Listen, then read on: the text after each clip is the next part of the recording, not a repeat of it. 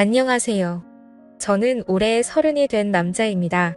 이런 고민을 어디에다가 털어놓을지 몰라서 벙어리처럼 끙끙 앓고 지낸 지 반년째입니다. 조심스럽게 사연을 써서 보내니 현실적인 조언을 부탁드립니다.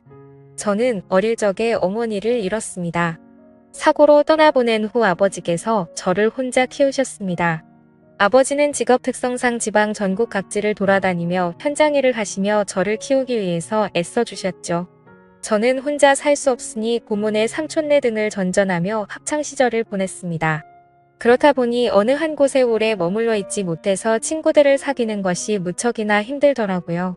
남들이 동창 모임이나 동네 친구와 약속을 잡고 만나는 모습을 보면 한없이 부러워지고는 했습니다. 그런 제가 마음을 열고 친해지게 된 사람들이 있었어요. 그건 바로 동호회 사람들입니다. 저는 20살 때부터 동호회 활동을 했는데요. 다름 아닌 절약 동호회라는 모임입니다.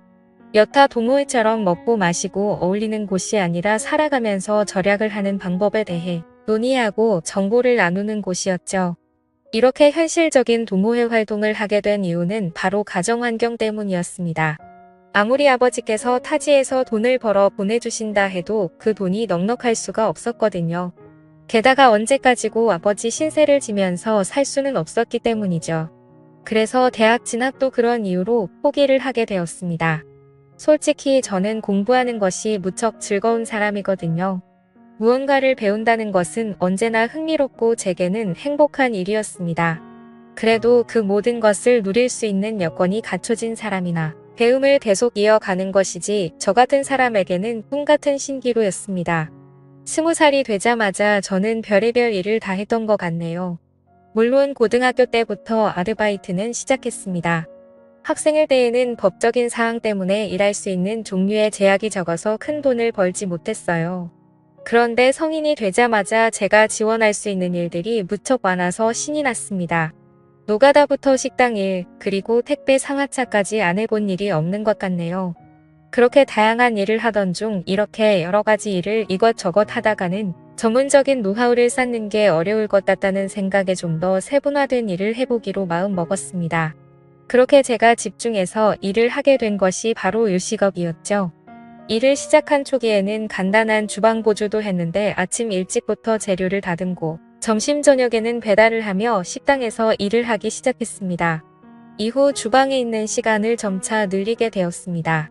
그러면서 점점 정식 주방 보조로 승격하게 되었죠. 바쁘게 일을 하던 중에도 동호회 활동을 게을리 하지 않았습니다. 그러던 어느 날 동호회에 새로운 여자 회원이 들어오게 되었죠. 상냥한 말투와 부드러운 인상 그리고 웃을 때 눈이 초승달처럼 변하는 모습에 확 끌리게 되었습니다.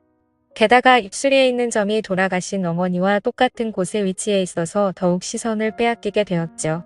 그녀가 동호회에 들어오게 된 계기는 저와 비슷했습니다. 최근에 아버지께서 돌아가셔서 집안이 힘들어져 조금이라도 절약하고 살기 위해서였습니다. 전 어릴 적부터 뼈저리게 느껴온 그 기분을 그녀와 나눌 수 있다는 사실에 더욱 설렜어요. 그렇게 우리는 천천히 물들듯 가까워져 갔습니다. 남들은 주말에 영화관 데이트를 하거나 동물원에 가는 등 돈을 쓰는 데이트를 하면서 연애를 한다고 하지만 우리는 색달랐습니다. 둘이 같이 단기 알바에 지원해서 행사 판촉을 한다거나 결혼식장 웨딩홀 서빙 아르바이트를 하면서 시간을 함께 보냈습니다.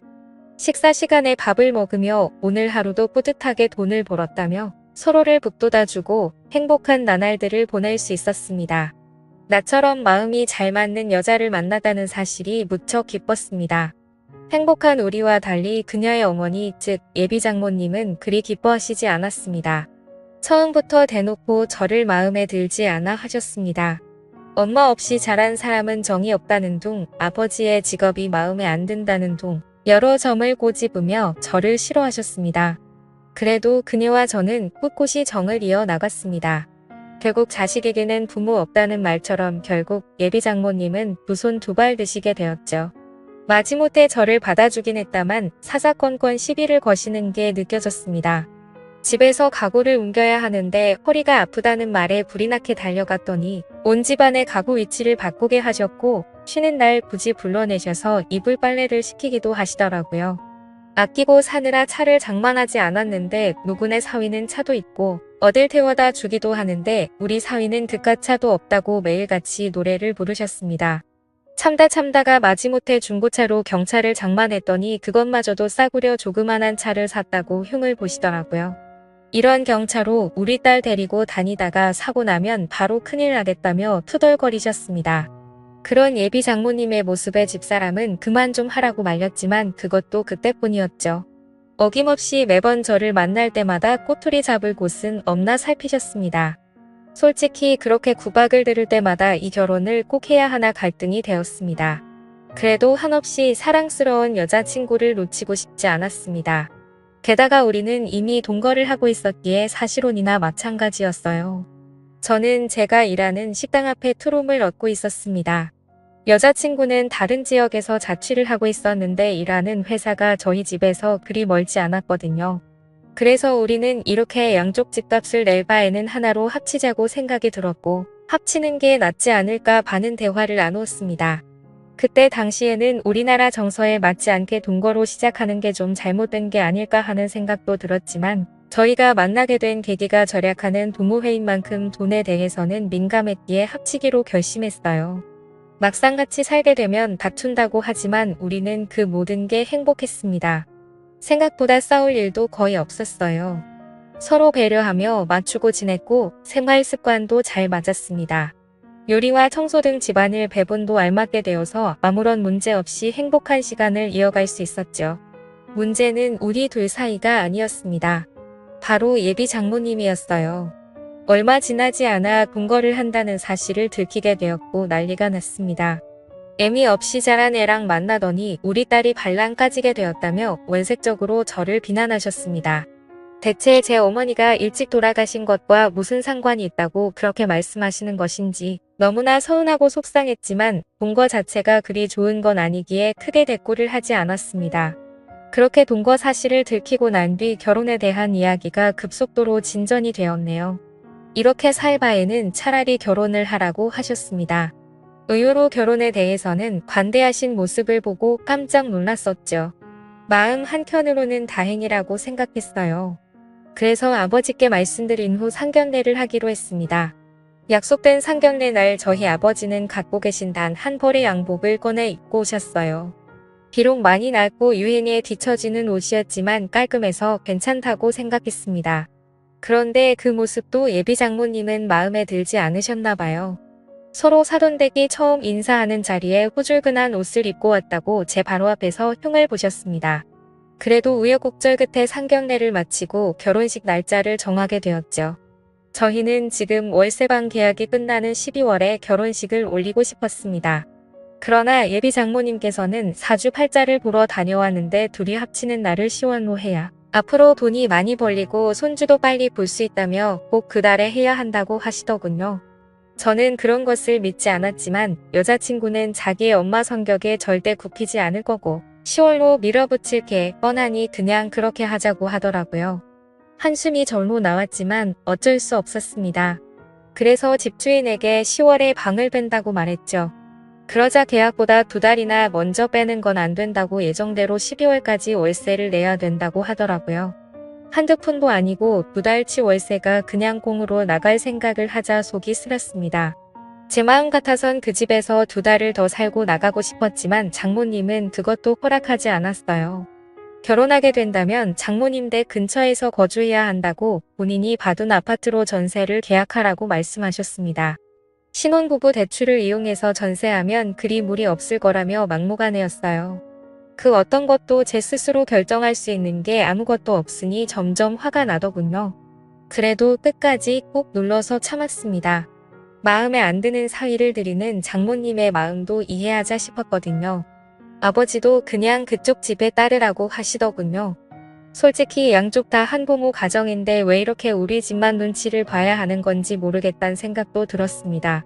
단순히 저희 어머니께서 돌아가신 지가 더 오래되었다는 이유로 그런 건지 답답해 미칠 것 같았습니다. 어쨌든 10월에 결혼식을 올리기 위해 예식장을 알아보기 시작했습니다. 식장은 저희가 마음에 드는 곳으로 하라고 하셔서 이리저리 알아본 결과 일정이 빠듯해서 몇 군데 없더라고요. 그중 식사가 제일 맛있게 나오는 웨딩홀로 예약을 했습니다.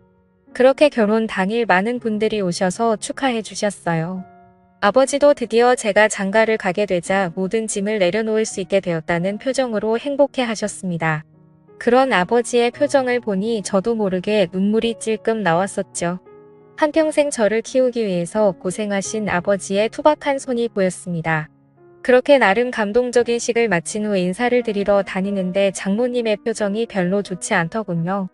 무슨 일이 있었나 집사람이 여쭤보니 친척 중 한 명이 교통 불편한 곳에 식장을 잡았다고 흉을 봤다고 하더군요. 내 의견을 묻지도 않고 너네 멋대로 식장을 잡아서 내가 욕을 먹게 됐잖니. 망신도 이런 개망신이 따로 없어. 즐거워야 할 잔칫날 아주 제대로 기분을 잡쳐버렸다.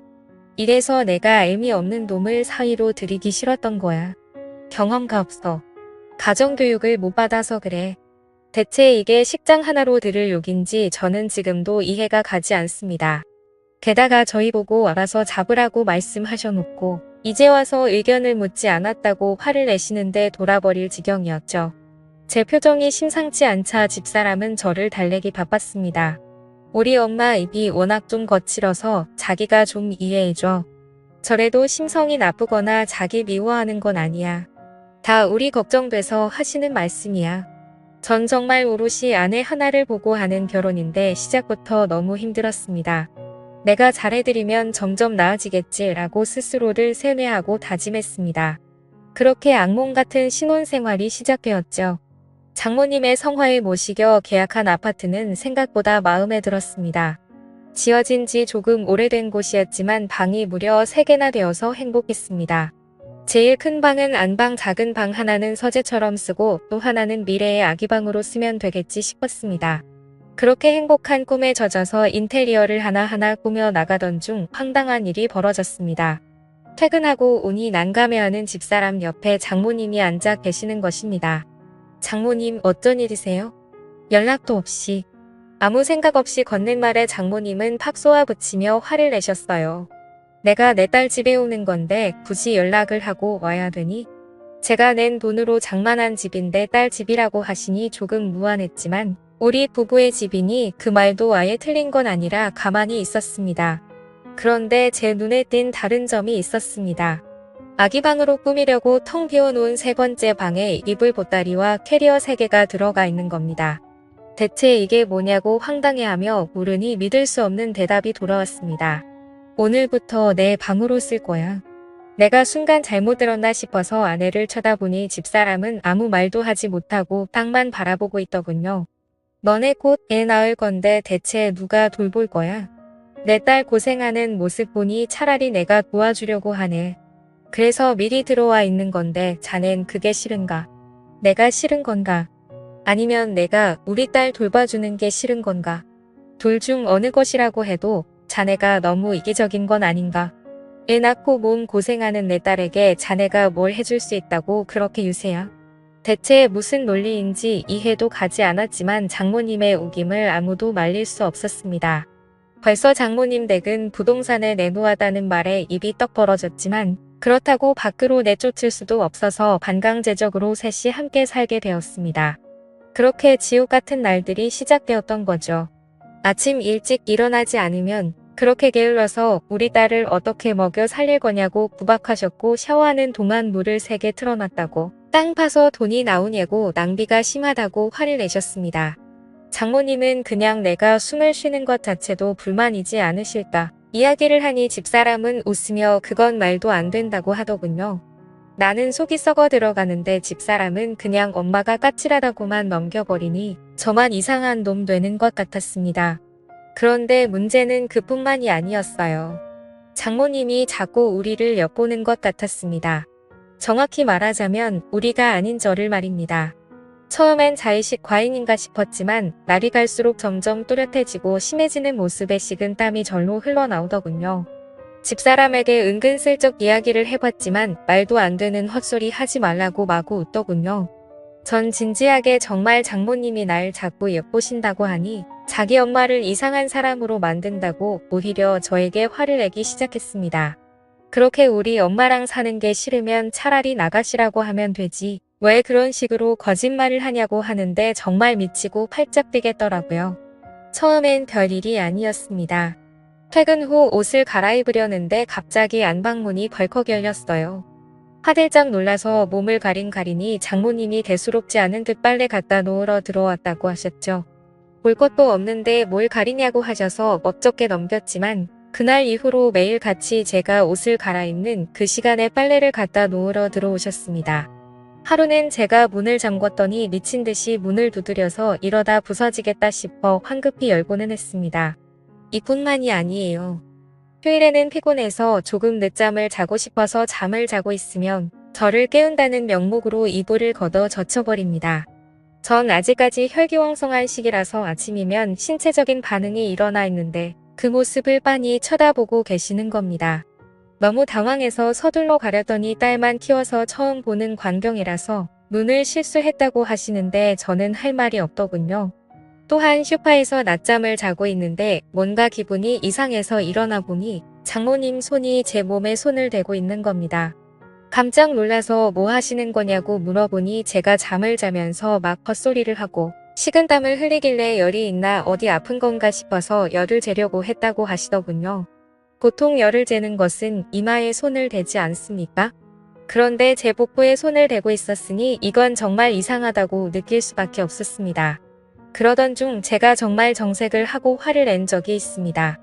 화장실도 제가 씻을 때 가끔 불쑥 문을 여시길래 항상 습관적으로 잠궈놓고 씻기 시작했습니다. 그러던 어느 날 퇴근 후 씻으려고 화장실에 들어갔는데 문 손잡이에 잠금 버튼이 없는 겁니다. 황당해서 이리저리 둘러봐도 없길래 물어봤더니 집사람 말로는 장모님이 공구로 뽑았답니다. 대체 이걸 왜 뽑았냐고 어이가 없어서 여쭤보니 요즘 TV를 보다가 안 좋은 이야기를 들었답니다.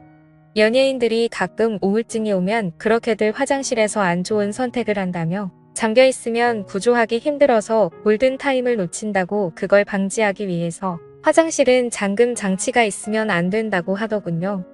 그 말에 어이가 없어서 황당한 표정을 하고 있는데 집사람은 오히려 장모님의 말을 신뢰하는 모습이었죠.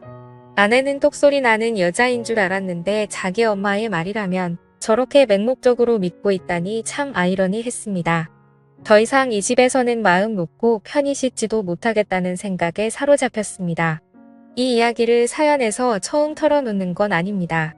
직장 동료에게 제 이야기가 아닌 마치 다른 사람 이야기처럼 조심스럽게 물어봤더니 그런 장모가 어디 있냐고 지어내지 말라고 웃더군요.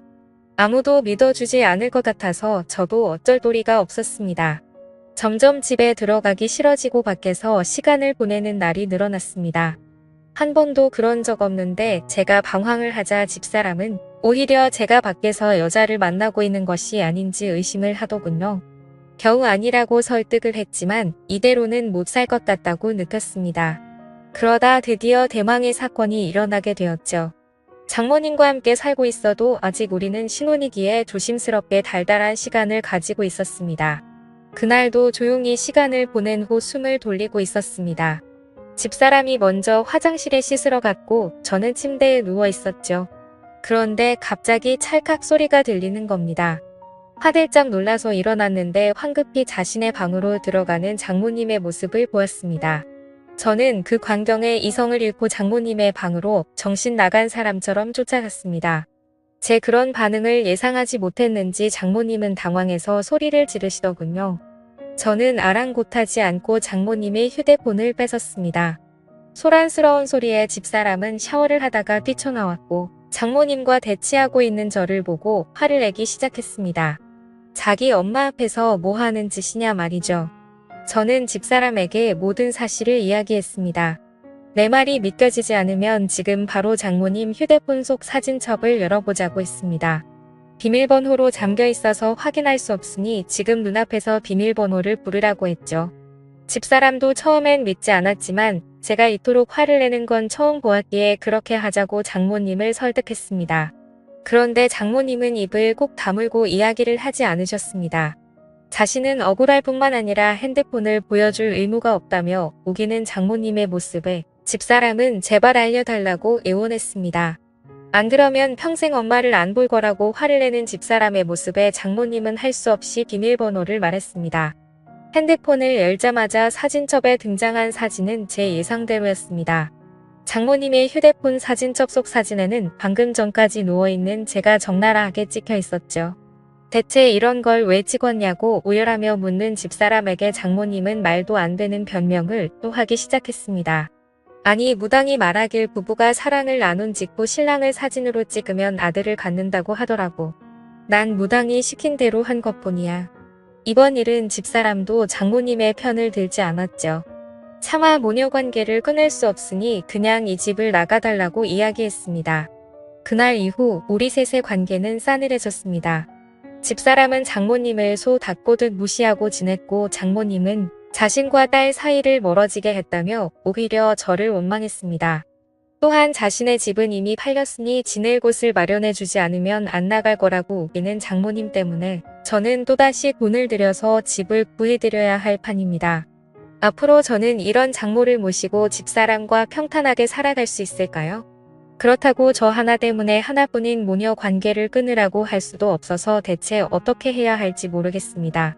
좋은 의견 댓글로 남겨주시면 감사하겠습니다. 긴 사연 들어주셔서 감사합니다.